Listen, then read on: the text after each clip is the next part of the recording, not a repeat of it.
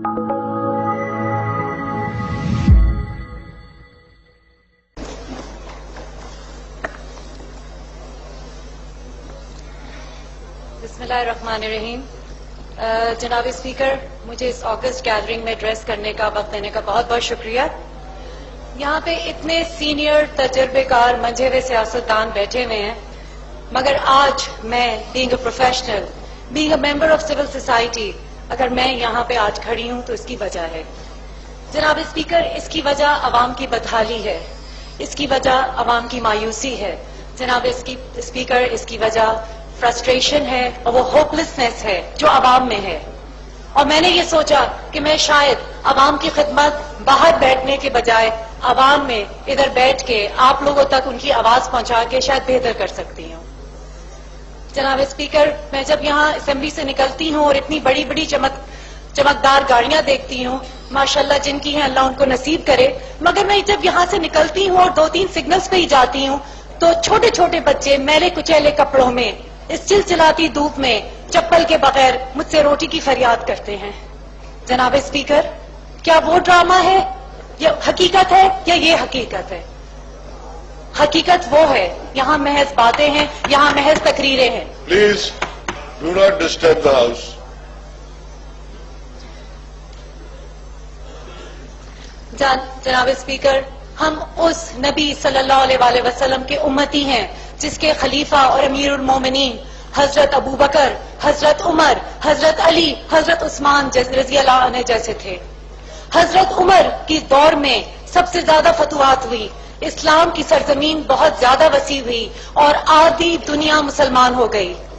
मगर जब super power उस वक्त की शायर ईरान का कासिद हजरत उमर को ढूंढते हुए मदीना आता है और वहां से लोगों से पूछता है कि तुम्हारे बादशाह का महल किधर है, तो लोग हंसते हैं, बादशाह? कौन बादशाह और कौन सा महल? जाओ, उमर को ढूंढना है तो मदीने की गलियों में ढूंढो, और अगर वहां ना मिले तो मस्जिद नबवी में ढूंढ लेना। वो ढूंढते ढूंढते बादशाह का महल मस्जिद नबवी पहुंचता है और देखता है कि कड़ी धूप में खजूर के तने के साए के नीचे एक आदमी अपनी ओढ़नी का तकिया बनाए हुए बेखबर, without security card, without body guards bed so रहा है, बेखबर सो रहा है। क्या हजरत उमर के दुश्मन नहीं थे?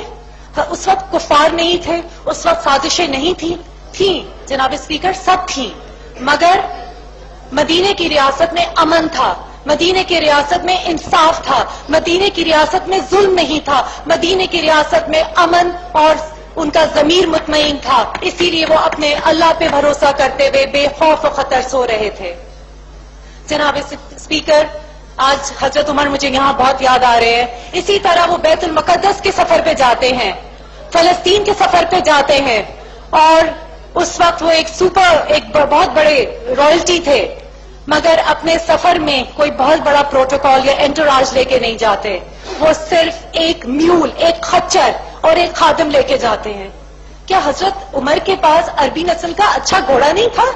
वो तो बड़े साहिब हैसियत थे, बड़े आला मर्तबे का ताल्लुक था, मगर हजरत उमर रजी अल्लाह अन्हु, हजरत उमर रजी अल्लाह अन्हु। आप लोग डिस्टर्ब ना करें, अगर आप लोग चैट करना है तो चैट गैलरी आउटसाइड सब जगह। थैंक यू स्पीकर साहब, बहुत बहुत शुक्रिया। हजरत उमर रजी अल्लाह अन्हु सिर्फ एक खादिम लेके, एक खच्चर लेके बैतुल मुकद्दस के ऑफिशियल टूर पे चले जाते हैं। आधा रास्ता उस खच्चर पे खादिम बैठता है, आधा रास्ता हजरत उमर रजी अल्लाह अन्हु बैठते हैं। जब बैतुल मुकद्दस फलस्तीन की बाउंड्रीज को टच करते हैं और ऑफिशियल प्रोटोकॉल उनको रिसीव करने आता है, तो उस वक्त उनके खादिम की बारी खच्चर पे बैठने की थी। उस वक्त हजरत उमर के कुर्ते पे 17 पेबंद थे और हजरत उमर का हुलिया और उनके खादिम का हुलिया एक था। लोगों ने समझा जी खच्चर पे जो आदमी बैठा है शायद ये अमीरुल मोमिनीन है, और गलती से उसको प्रोटोकॉल दे दिया।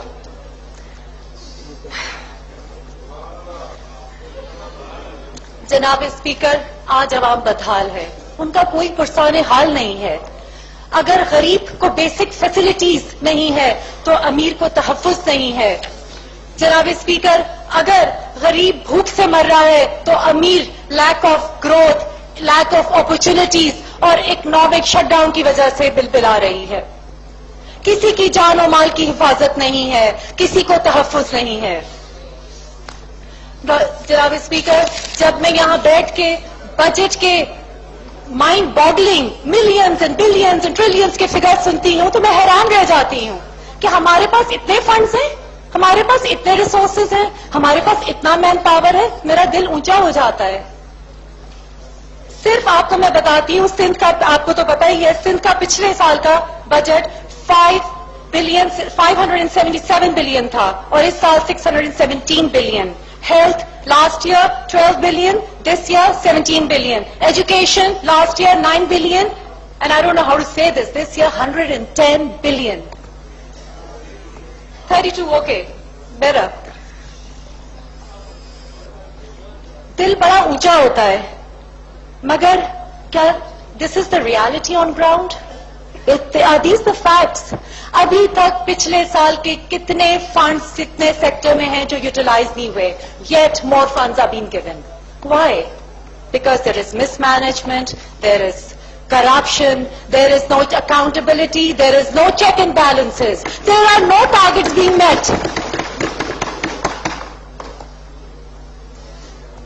جناب اسپیکر، اگر یہ سب نہیں ہے، اگر میں غلط ہوں تو حکومت سندھ مجھے پچھلے سال میں کوئی ایک ڈسٹرکٹ، ایک ٹاؤن، ایک قصبہ، ایک گاؤں بتا دے جہاں پہ ہر شہری، ہر بچہ اسکول جا رہا ہے، جہاں پہ لٹریسی ریٹ 100% نہیں تو 50% ہے، جہاں پہ انفراسٹرکچر ہے، جہاں پہ روڈ میپ ہے، جہاں پہ بیسک ہیلتھ کیئر ہے، primary secondary tertiary health care ہے. ایک گاؤں بتا دیں مجھے، ایک ڈسٹرکٹ بتا دیں، ایک قصبہ بتا دیں. We all know they don't exist, there isn't any. اگر حکومت کی نیت اچھی ہے، انٹینٹ ہے، ارادہ ہے، تو ابھی بھی وقت نہیں گزرا، اب کر لیں تاکہ لوگوں کو اندازہ ہو جائے یو آر اے ویل وشر، لوگوں کو اندازہ ہو جائے you actually mean what you سے. آپ یقین کریں، آپ سب، کوئی اپوزیشن نہیں رہے گی، ہم سب آپ کے ساتھ ہوں گے.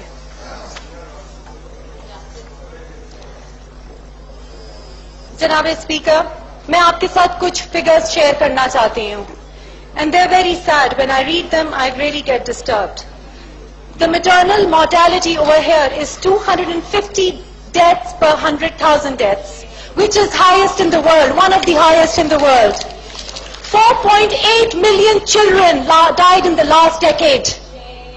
250 children die every year due to waterborne diseases.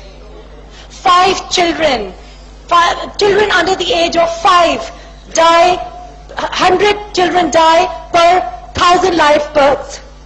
58% of population has inadequate food, comprising less than 2,100 calories per day.